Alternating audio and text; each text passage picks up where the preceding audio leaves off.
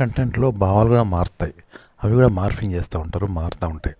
ఉదాహరణకి పాకిస్తాన్ మనకు శత్రు దేశం, కానీ అదే పాకిస్తాన్ మన వాళ్ళు ఉంటారు ఇండియన్స్, వాళ్ళకు మిత్ర దేశం కావచ్చు, అలా ఉంటుంది. అలాగే ఇప్పుడు పాకిస్తాన్ దేవుడు మనకు శత్రువు కదా, మన హిందూ దేవుడు కాబట్టి వాళ్ళ దేవుడు మనకు శత్రువు. కానీ పాకిస్తాన్లో ఇండియాలో ఉండడం వల్ల వాళ్ళను మనం మిత్రులుగా భావిస్తాను, ముస్లింలను. కాబట్టి మన వాళ్ళు కూడా ఆ దేవుని నమ్ముకొని మనం ఏం చేస్తున్నాం, కొందరు ముస్లిం పేర్లు కూడా పెట్టుకుంటున్నారు కదా, అట్లా కూడా అవుతుంది. అలాగే వాళ్ళు పాకిస్తాన్లో ముస్లింలు ఇక్కడ ఉండడం వల్ల హిందువుల మీద అభిమానం ఏర్పడుతుంది. ఏర్పడి మన దేవుళ్ళని కూడా వాళ్ళు మొక్కుతూ ఉన్నారు. అన్నవరం ఉంటుంది అక్కడ, హిందూ ముస్లిం రెండు దేవుళ్ళనిగా వాళ్ళు కూడా గౌరవిస్తూ ఉంటారు. అలా కూడా ఉంటుంది అనమాట.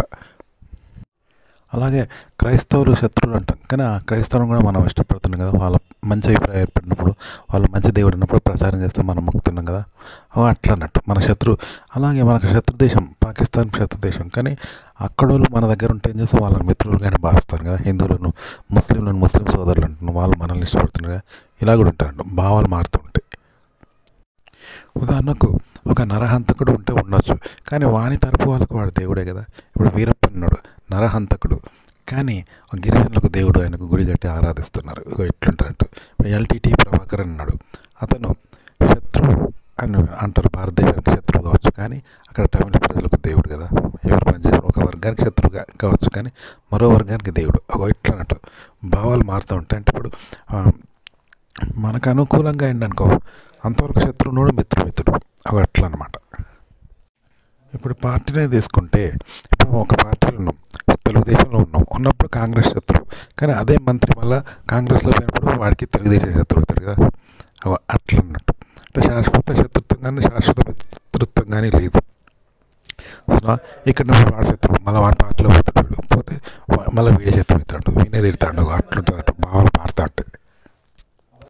మగవాళ్ళని శత్రువులు అంటారు, రేపిస్టులు అంటారు, టీజింగ్ చేస్తారు, అమ్మాయిలను ఏడిపిస్తారు, రేపిస్టులు దుర్మార్గులు ఇలా చూస్తారు కదా. కానీ ఇదే అబ్బాయిలు ప్రపోజ్ చేస్తే అమ్మాయిలు పడతారు, ఎందుకంటే వాళ్ళ కోరికలు ఉన్నాయి. ఇదే అబ్బాయి ఇష్టం, లవ్ చేయాలి, ప్రేమించాలి కోరుకుంటారు, ప్రియుడు కావాలని కోరుకుంటారు. ప్రపోజ్ కూడా చేయడం, ఒక్కసారి లవ్ చేయడం రాదంటారు. టీజింగ్ చేసే అబ్బాయిలను, అల్లరి చేసే అబ్బాయిలను ఇష్టపడతారు. వేధించే అబ్బాయిని వద్దంటారు, కానీ ప్రేమించే అబ్బాయిని ఇలా ఇష్టపడతారు. అంటే లవ్ రేపు రెండు సెక్సే, కానీ రేపు చేస్తే తప్పు అంటున్నారు, కానీ సెక్స్ చేస్తే వాళ్ళకి ఇష్టమే, వీనికి ఇష్టమే. చూసినావా? కాకపోతే రేపు కూడా ఇష్టపడే చేస్తాడు కదా, కాకపోతే అది శత్రుత్వం అవుతుంది, గంతే తేడా. చూసినావా? సెక్స్ని ఇష్టపడతాను, సెక్స్ రేపు లాంటిదే కదా. అలా సెక్స్ ఇలా సెక్స్, అది చేసే మొగడే, ఇది చేసే మొగడే, కానీ సెక్స్ చేస్తే ఇష్టపడుతున్నారు, రేపు చేస్తే తిడుతున్నారు. రేపు అంటే సెక్స్ కదా అని ఆడవాళ్ళు సెక్స్ని ఇష్టపడరు అనుకోవడం తప్పు కదా. ఇలా భావాలు మారుతూ ఉంటాయి. అంటే ఏ ఎండ కాకుండా గొడుగు పట్టాలన్నట్టుగా మారుతూ ఉంటాయి. అంటే మూమెంట్స్, భావాలు మారుతూ ఉంటాయి. ఇప్పుడు ఒక పోలీసు ఉన్నాడు, దొంగలను బాగా కొడతాడు, దొంగతనం చేస్తే మండిపడతాడు, కానీ తన కొడుకు దొంగతనం చేస్తే, తన దోస్తు దొంగతనం చేస్తే మర్డర్ చేసిన ఆయన కేసుకొస్తాడు, మాఫీ చేస్తాడు, కొడతాడు, శిక్షిస్తాడు. దొంగలకు ఒక నీతి, తన దోస్తులకు ఒక నీతి, తన కొడుకు నీతి కదా. అట్లుంటుంది, భావాలు మారుతుంటాయి. కొన్నిసార్లు మన హిందూ దేవుళ్ళని చూసి ముస్లింలు వాళ్ళ బొట్లు బోనాలు చూసి భయపడతారు. మనగా క్రిస్టియన్ దేవుల్ని రంగురంగులు చూసి మనం భయపడతాం, శుభ సూచకంగా భావిస్తాం. వాళ్ళ పోషమ్మ తల్లి వాటిని చూసి భయపడతారు, కానీ మనకు ప్రియపాత్రం. అలాగే క్రిస్టియన్కు ఆ దేవుడు ప్రియపాత్రం, కానీ మనకు భయం అవుతుంది, ఎందుకంటే అపరిచితుడు కాబట్టి. అట్లుంటారంటూ భావాలు మారుతూ ఉంటాయి. ఆ తర్వాత మనం క్రైస్తవ మతం పుచ్చుకొని అందులో పరిచయం అయితే ఆ దేవుడు ప్రీతిపాత్రం అవుతాడు. అలాగే ముస్లింలో కూడా మన దేవుడు పరిచయం అయితే, పోషమ్మ బోనాలు కూడా పరిచయం అయితే, అది మంచి దేవుడు అంటే మళ్ళీ వాళ్ళకి ప్రీతిపాత్రం అవుతాడు. ఎట్లుంటుంది, భావాలు మారుతూ ఉంటాయి.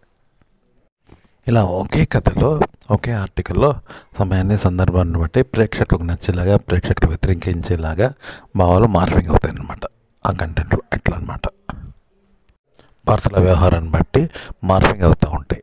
ఆ పాత్రల వ్యవహారాన్ని బట్టి జనం ఇష్టపడుతుంటారు, పాత్రల వ్యవహారం అంటే జనం వ్యతిరేకించేలాగా ఉంటాయి అన్నమాట. ఇట్లా ఒక హీరో ఒక సినిమాలో విలన్ కావచ్చు, వాడిని తిట్టుకుంటారు.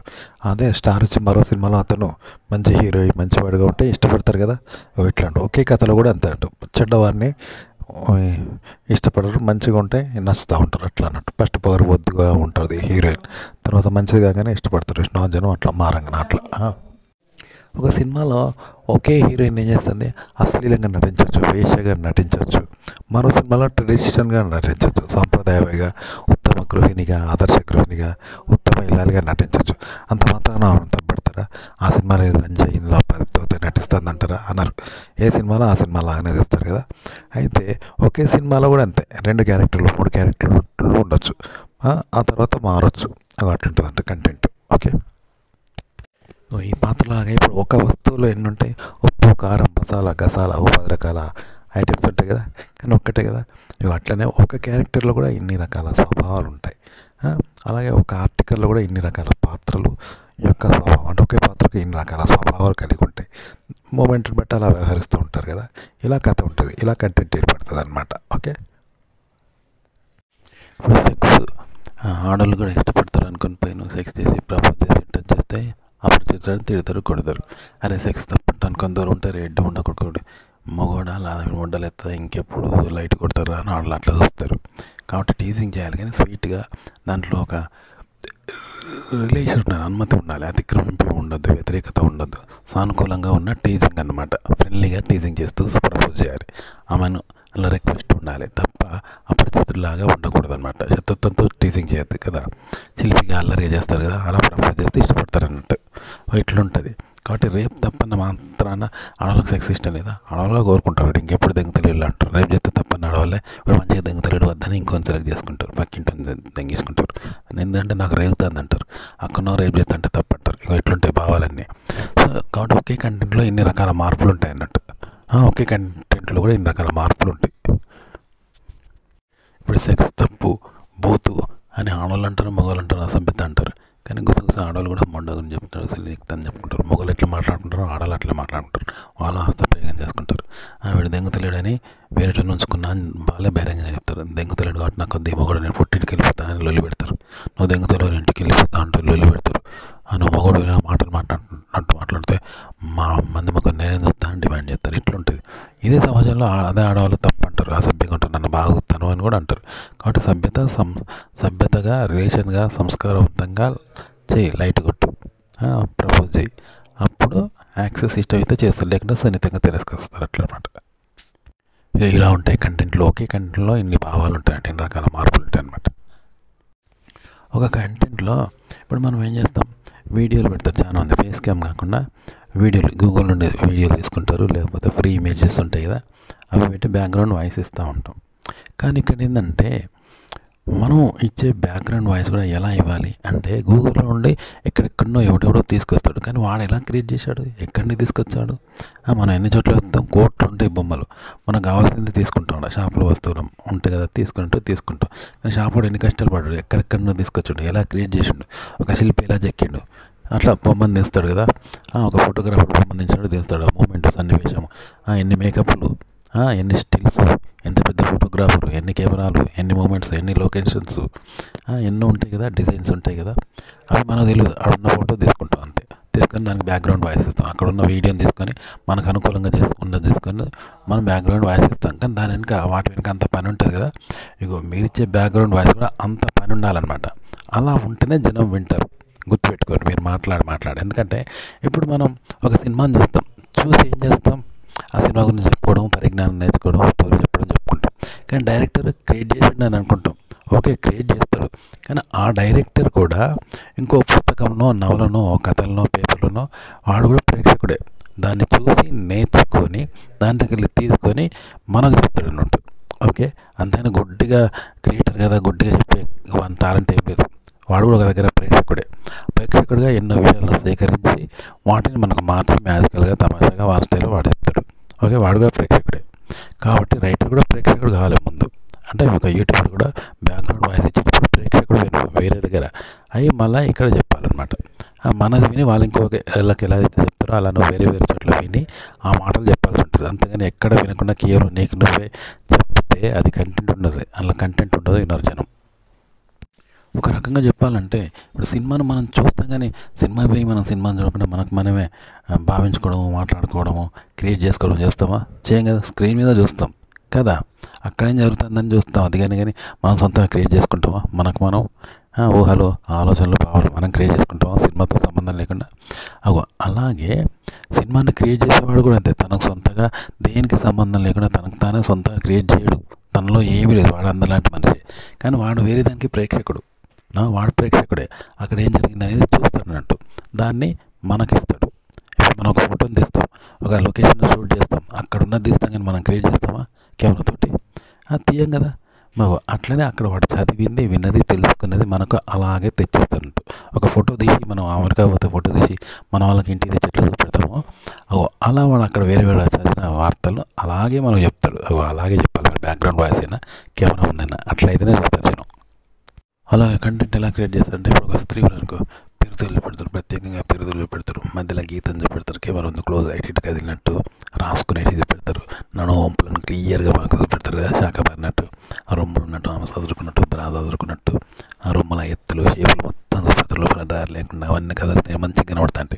కానీ వాళ్ళు మనలాంటి మనుషులే, అబ్బాయి అమ్మాయి ఒకటే కదా, కానీ మనకు ప్రత్యేకంగా ఒక ప్రత్యేకమైన జీవిగా, ప్రత్యేకమైన ఆకారంగా చూపెడతా ఉంటారు. కానీ అందరికి ఉండేవి అవి, అందరూ అబ్బాయి లాంటిదే కామన్ థింగ్ను డిఫరెంట్గా, ప్రత్యేకమైన వ్యక్తిగా ప్రత్యేకంగా చూపెడుతున్నట్టు అవయవాలను, ప్రత్యేక కదలికలుగా, ప్రత్యేక ఆకృతులుగా, ప్రత్యేక సీక్రెట్లు ఉంటాయి కదా, గీతలు, మధ్యలో పెరుగుల మధ్య గీతలు, ఆకృతులు, షేపులు, తొడలు ప్రత్యేకంగా చూపెడతా అంటారు.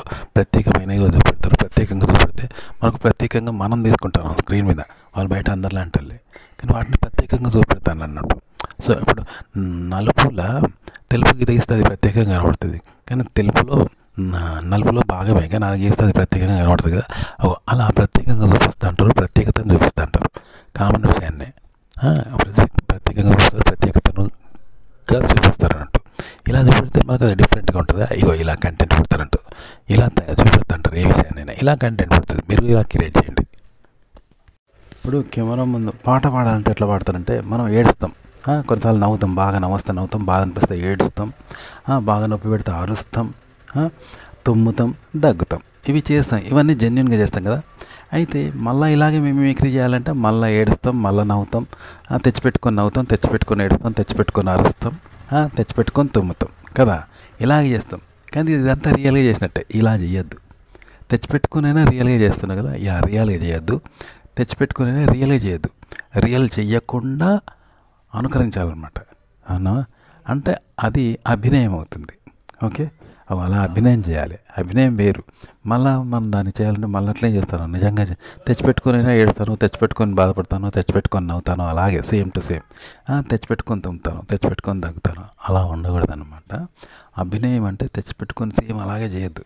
ఇన్స్ట్రుమెంట్ అంటే మనకు అతీతంగా ఉంటుంది కదా, అది తెచ్చిపెట్టుకొని సేమ్ అలాగే చేయదు, మనకు అతీతంగా కదా. ఇప్పుడు ఒక ఫ్లూట్ తోటో, ఒక డోలక్ తోటో నువ్వు దగ్గినట్టు, తుమ్మినట్టు, ఏడ్చినట్టు చేస్తే ఎట్లుంటుంది? అది తెచ్చిపెట్టుకొని నిజంగా కాదు కదా, మనిషికి అతీతంగా అవుతుంది. అలా మనిషి చేయాలన్నమాట. ఒక పాట అయినా అట్లా పాడాలి.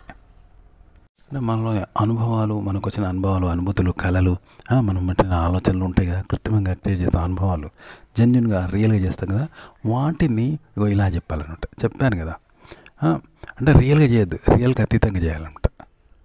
అంటే ఒక కంటెంట్ చెప్పడం కానీ మనకు వచ్చిన ఆలోచనలు, అనుభవాలు, అనుభూతులు, ఐడియాలు, కంటెంట్, నటన, షార్ట్ ఫిల్మ్, స్క్రిప్ట్, ఇదంతా ఎట్లా చెప్పాలంటే ఇప్పుడు చెప్పాను కదా, ఒక వ్యక్తి దెబ్బ తగిలితే నిజంగా ఎడతాడు, నవ్వుస్తే నిజంగా నవ్వుతాడు, కోపం వస్తే నిజంగా అరుస్తాడు.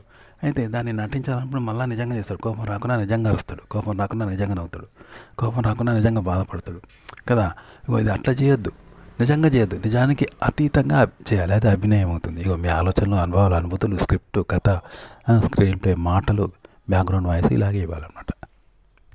ఇప్పుడు ఒక బాలసుబ్రహ్మణ్యం పాట ఉన్నది, దాన్ని ఎవరైనా పాడతారు, కానీ మగవాళ్ళే పాడతారు కదా ఆర్కెస్ట్రాలో కూడా. అలాగే సుశీల పాట ఉన్నది, చిత్ర పాట ఉన్నది, మళ్ళీ ఆడవాళ్ళే పాడతారు, ఫీమేల్స్ దాన్ని ఆర్కెస్ట్రాలో, కానీ మగవాళ్ళు పాడరు. మగవాళ్ళు అది ఆడవాళ్ళు పాడరు కదా, పాడలేరు. కానీ ఇక్కడ ఏంటంటే మగవాడు ఆడవాళ్ళ గొంతు పాడాలి, చిత్ర గొంతును పాడాలి సేమ్. అలాగే ఆడవాళ్ళు బాలసుబ్రహ్మణ్యం గొంతును పాడాలి సేమ్. అది ఎలా ఉంటుంది? గొంతు వేరు కదా, అయినా పాడితే ఎలా ఉంటుంది? అలా మన అనుభవం అనేది అనుభవంగా వాడద్దు, అనుభవంతో చెప్పొద్దు. నటనలో తెచ్చిపెట్టుకునే మన అనుభవాన్ని అనుభవంతోనే చెప్పొద్దు. అనుభవానికి అతీతంగా అనుభవాన్ని చెప్పాలి. ఇది అభినయం. పాట అయినా, కంటెంట్ అయినా, ఆలోచనలు, మాటలు, అనుభవాలు, నటన, స్క్రీన్ ప్లే ఇలాగే చెప్పాలి.